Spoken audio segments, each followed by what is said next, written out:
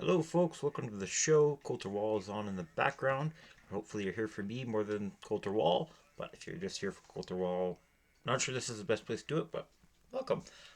This is a very late review for Toronto Oilers game. I was a little bummed I couldn't get it out after the game happened because Toronto Edmonton should get a lot of views. I would hope it still might. This one still might, but I was unavailable. I was helping my grandma move in southern Alberta, and then I was driving up north, so I couldn't get an instant review on either Ottawa or Toronto's games against Edmonton. Um, I was able to listen to them both and watch the important parts. I was able to watch a chunk of the Ottawa game, and I looked through what I could for the Toronto Edmonton game, but I listened to the vast majority of it, and I got a pretty good idea of what happened. And I more want to talk about, at least for the Toronto game, which is this video, the psychology of Toronto and Edmonton rather than what happens on the ice. I think the psychology uh, behind a Toronto Edmonton matchup is more pertinent or affects the outcome more than anything in these two matches. I mean, the psychology is very important in all matchups, but I think it's especially true between Edmonton and Toronto. It seems inner demons creep up for both teams a lot in those games. A quick update: you probably noticed the camera quality is much better, uh, but it might be a hit on the audio. I didn't detect any reduction in audio quality, but we'll see if this works. I can only have two things going on at a time, so I have to choose between mic, good camera, and lighting. I feel like lighting is most important since I can get audio and camera from the laptop itself. So now we're going with this instead. See how I like it. Please give your feedback if you like it. But without any further ado, let's get into Toronto Edmonton. So I want to bring up the last Toronto Edmonton matchup. Where Edmonton won. They completed a comeback. It was in Edmonton. Toronto had a 2-0 lead after the first period, but that was part of the year where Toronto was blowing every lead, which seems to be an annual tradition for them. And welcome, Toronto fans. Hope you're happy here. I'm going to make Toronto jokes, but at the end of the day, you won. So there's my thumbs. There. Good thumbs up. Anyways, and at that time, Edmonton had been having really bad first periods, but were making a lot of comebacks. And so I said, hey, I told my Toronto friends, Edmonton's going to win this game. And they did. They made the comeback. I called it before the game even started. I said, Toronto's going to score first. They're going to come out to an early lead. Edmonton will still win. And that's exactly what happened. And I think the psychology of that is because I think home ice advantage really affects this game. And it's like this game, the Edmonton Toronto games, because it affects the psychology. In Edmonton, it's a split crowd. Um, you have a lot of, obviously, it's mostly Edmonton fans here, but you still have a lot of Toronto fans who were, um, because their grandparents were Toronto fans or something. And then you have a lot of Toronto fans who travel well and say, hey, let's go see the mountains while we're in Edmonton and watch the Toronto game and maybe the Calgary Toronto game as well. And you also have a lot of, this is a little political, but a lot of Toronto and GTA area fans who are moving out to Alberta because it's a lot cheaper to live here and there's a lot more jobs for now. Um, which also adds another element to Edmonton, Toronto, is there is a political side to it too, because uh, I'm not going to get into politics, but there's a great divide between the West and the East, and Toronto and Ottawa are seen as the capitals of the East, and whereas Edmonton and Calgary, to a lesser extent, are seen as the capitals of the West in that battle. I mean, you could argue Vancouver, but realistically, Vancouver isn't as noisy as Edmonton and Calgary. I'm not getting into that political stuff. If you want to in the comments, whatever, don't care.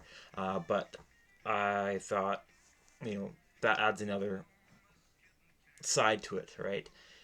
And another side to it is Edmonton has been putting up with Toronto media for so long. Heck, I might just make a whole video on this on Toronto Edmonton, the psychology of it. But we've been putting up with Toronto media for so long that it's easier to hate Toronto, or almost as easy to hate Toronto well, I guess it depends on day. Some Edmonton fans, including myself, hate Toronto more than Calgary. Some the other way. That's how close it gets because of all the Toronto media. And the Oilers aren't the only fan base who see it that way. And that's not to say Edmonton media itself isn't bad. It's certainly gotten bad in the last few years.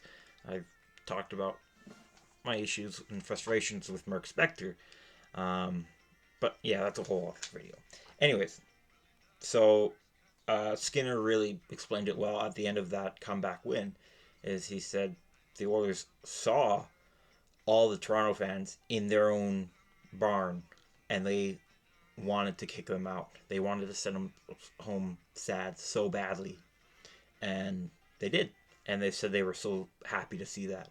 They loved seeing all the Toronto fans get up early because they were going to lose. Um, and I think the Edmonton Oilers coming into the game that happened Saturday night, which if you're watching this later, what is that? Today's 25th, the 23rd, March 23rd, 2024. Well, I guess there's a date in the video title. They psyched themselves out, I think. Rob Brown made a note. Both Bob Stauffer and Rob Brown and Jack Michaels, actually all three, so not just both, all three, made some good points throughout the game. First was Rob Brown in the beginning, as he said, what happens to a lot of players is they're from Toronto. This is their chance to play in front of friends and family, especially for players who are playing in the Western Conference. And Edmonton has a lot of Toronto and Eastern Ontario players on their team, and so it kind of psychs them out that they're playing in front of that home crowd. And some guys handle it well. McDavid usually does. He usually does handle a lot of things well, but for some other players, and I think might have been what happened to Darnell Nurse. I'm not inside his egg, but we'll get into his that game. But it psychs players out, and they want to be the hero, and it works against them. So let's get into it. Another side of psychology is what's about to happen right at the beginning, and that is 47 seconds into the game, Matthew Knies goes off for tripping. So the Oilers have a power play opportunity right off the bat to really shut down this home ice crowd, take a 1-0 lead. But that penalty is killed. And what I've noticed, I noticed it in retrospect. It had to be pointed out. I believe Bob Stauffer pointed it out, but it might have been Rob Brown, is that the league still views the Oilers power play as the best. Statistically, it's Tampa Bay last I checked, but Oilers power play is coming off of the greatest power play season anyone's ever had, and so the league still views that as the most dangerous, potent power play. And so when you're able to kill a penalty kill of that Oilers team, it's a huge morale boost, more than it is for others. For killing other power plays, you're like, oh, we just killed an Oilers power play, a power play that has McDavid, Hyman, Draisaitl, and so on, and the Maple Leafs got that psych boost early. And this is also for a Toronto penalty kill that had been struggling a ton in the last couple weeks as well. So they have that big boost of energy quickly, and eventually Toronto scores first, and second and third and fourth and fifth, with Bobby McCann 4 minutes into the game. 4 minutes into the game. It's his 12th, and he's assisted by Liljegren and John Tavares. And then there's a lot of kind of back and forth before John Tavares goes off for a penalty for holding. That's almost 15 minutes into the first period. So Edmonton has another chance. And once again, that's killed. And then there is some questionable no calls. I'm sure a lot of Oilers fans felt there should have been a penalty on Toronto here, and that was true for Evander Kane and Darnell Nurse. This is about just past the 60-minute mark, is where there was a perceived penalty on Toronto. But from the Edmonton commentators and fans, I obviously didn't watch it, so I can't say personally. It sounded like reffing was pretty bad, but I also heard that Jack Michaels say a couple times, Oilers got away with one there, so I think it was both ways. And I guess while I'm here, I might as well say I think refs get psych themselves out in Toronto Edmonton games. These are very high intensity affairs, and so they just it's very difficult. It's already a very difficult job. I think NHL refing is one of the, if not most difficult refing job in the league, and or not league in the world. But and I think they psych themselves out too. And there is going to be missed calls because of the intensity of the Maple Leafs and Oilers fighting. That the refs, it just gets lost. So, anyways, I don't think they caused a loss for the Oilers or a win for Toronto. Um, the 5-0 lead caused that. I know it's a spoiler, but I think you're already aware. If not, sorry. But anyways, Nurse and Kane think there's a penalty, and so they kind of go back at it, and Nurse is eventually called off for a dumb penalty. It's interference, and it's important to note that on the Matthew Knies penalty or Matthew Knies goal, Nurse was already behind, um, and Michaels and Stauffer, and I'm sure many Warriors fans felt, and including myself, felt Nurse's positioning on that early goal, not Matthew Knies, sorry, Bobby McCann's goal, was uh, Nurse should have had a lot better positioning. And Nurse's penalty eventually results in a power play goal for William Nylander. It's his 39th goal, and he's assisted by Liljegren. And so I think Nurse at this point is like, okay, well, he's pretty decently responsible for both goals against the Oilers. And he's already, yeah, I think it just continues for him, really. But not just for him. Skinner as well doesn't do well today either. Didn't, yeah, anyways. You could say, well, I didn't have a great help or whatever, but at some point you got to step up too, right? And after that power play goal, Kane himself goes off for a penalty, and it's tripping with a minute and a half left in the first. That is killed for the remainder of the first period, and the shots are 16-13 in favor of Edmonton. So yeah, the Oilers outshot Toronto, but it's a 2-0 lead for Toronto. But you kind of could look. Oh no, wait, no, that's not right. That's from a previous game. Let me bring it up from the Buffalo Toronto game because I use the same format when I do my notes, so it got mixed up. It'd be funny if they're the exact same. No, it was 10-6 for Toronto. 10-6 was the final shots in the first period. So Edmonton tries to turn around, and in some ways they do, but not enough. It just kind of pours on. Toronto pours it on. Eventually, there's a breakthrough by the Maple Leafs in the second period. 8 minutes and 2 seconds in, Holmberg scores his 5th goal of the year, and he's assisted by Domi and Matthews. It's a 3-0 lead, which has become the most dangerous lead in hockey. But I think Maple Leafs were already aware that last time we played the Oilers, we had a 2-0 lead at the end of the first, and we lost that game. And I think that was on their minds. I think that was also on the minds of the Oilers, but I think it was on the mind of the Leafs more importantly, and they made sure that they didn't stop at 2. So now it's 3-0. 50 seconds later, or 48 seconds later, Timmins goes off for cross-checking. But that penalty is eventually killed, and was also there's also some dual penalties during that kill between Edmondson and Draisaitl. They both went off. So there's some scrums that happen, and a fight eventually. But after all that, Holmberg scores his 2nd goal of the game, 6th of the year. It's at the 11 minutes and 4-second mark, and is assisted by Morgan Rielly and Bobby McCann. So, of all the guys you thought were going to score twice, did you have Holmberg down? I know some people were thinking Hyman because he was 2 away from 50 and he was doing it in his old stomping grounds. But it's Holmberg, and he would be joined by Bobby McCann, who scores nearly 5 minutes later. It's his 13th of the year, and assisted by Nylander and Tavares. And then at the end of the period, there's more rough stuff. Hyman goes off for roughing, and Nurse gets a misconduct. So he would return, but not for 10 minutes. So we already talked about how Nurse was in bad positioning allowing the first goal. Took a dumb penalty to allow the second goal. And now he's going to be out for 10 minutes for half of the third period when they need him most. He's gone for half of it because he took another dumb penalty. Um, he let his emotions get the better of him. He's been a lot more disciplined this year, or at least in the last few months. But it really fell through for him. You know, there's a lot of hate towards Nurse, and I've been defending him. But this game, if you're a hater of Nurse, this game proved you right in everything you could have said. He did not have a good game by any means. He was undisciplined in both penalty, as we've discussed. He'd end with 14 penalty minutes, but he's also defensively and positionally undisciplined too.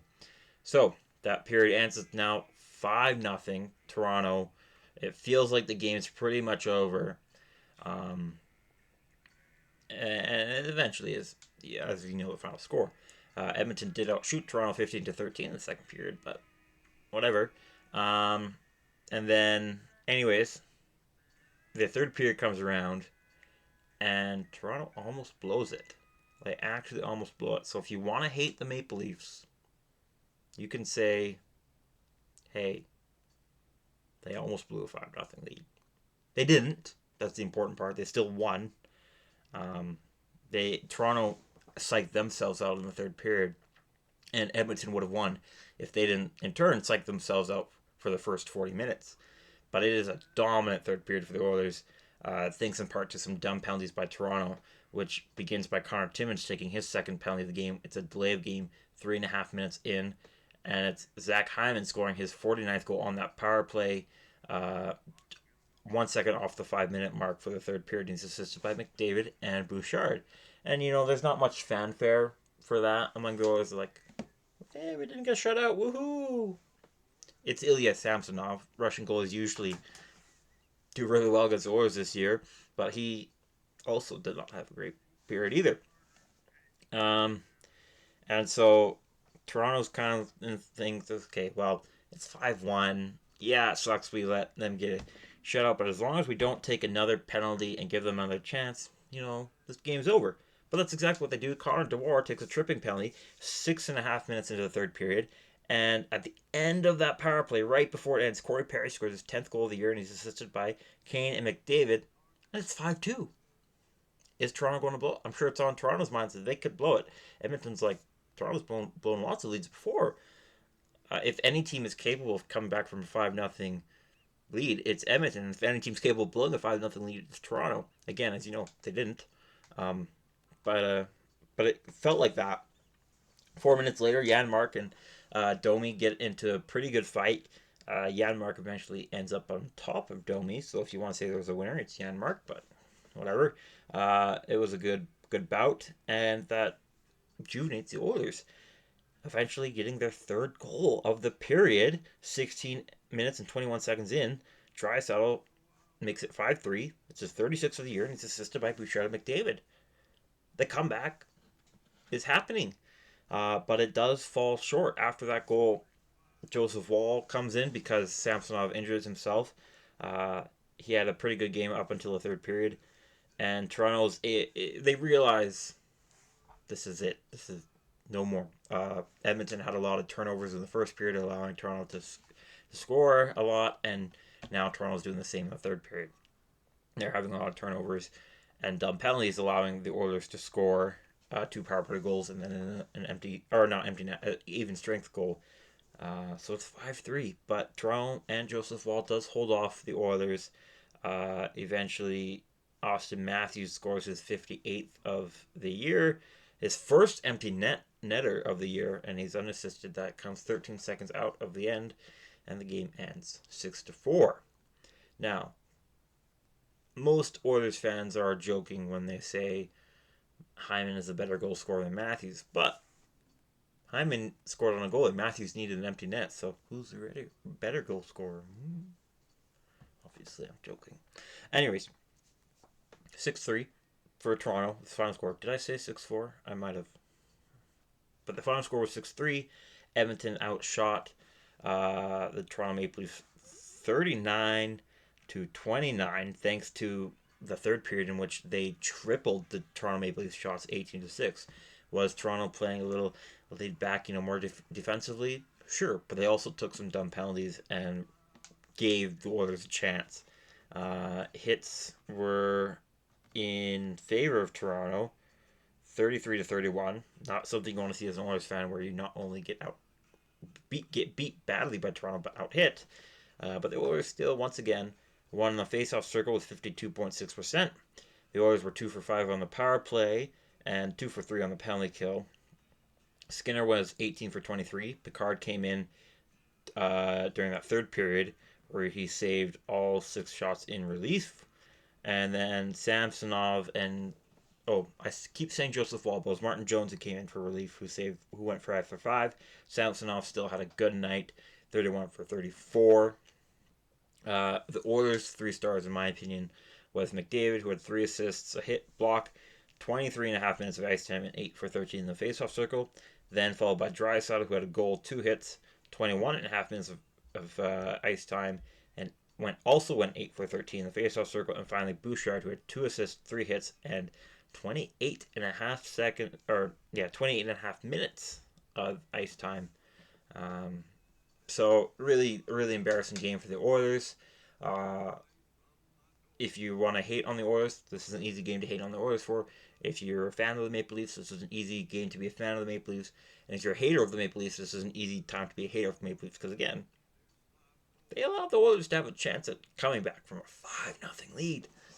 But the important thing at the end of the day is they didn't. They won the game 6-3. So the Oilers and Maple Leafs series is split 1-1. Before I close here for this video, move on to the next one. It's Jack Michaels, Oilers commentator, made an important note that the last time the Oilers got so dominated in the first 2 periods was by the Carolina Hurricanes. And then the Oilers had a really good period in the third period in that game. They still lost, but they built a lot of momentum for themselves to win the next game, and the next one, and the next one, and eventually won 17 games after that.